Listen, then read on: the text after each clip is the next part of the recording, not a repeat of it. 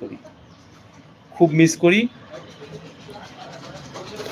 যখন যাই তখন ঘুরতে যাই, কলকাতার বইমেলা বলো, কলকাতার বিরিয়ানি বলো, কলকাতাটাকেই মিস করি, খুব মিস করি।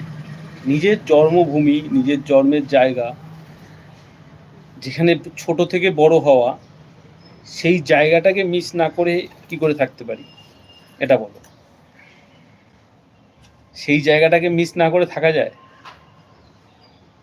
দিল্লিকে ভালোবেসেছি বলেছি ঠিকই, কিন্তু কলকাতার ওই যে কচুরি, রাস্তার ধারে যে কচুরি বা রাস্তার ধারে ঝালমুড়ি, এটা কোথাও পাওয়া যাবে না।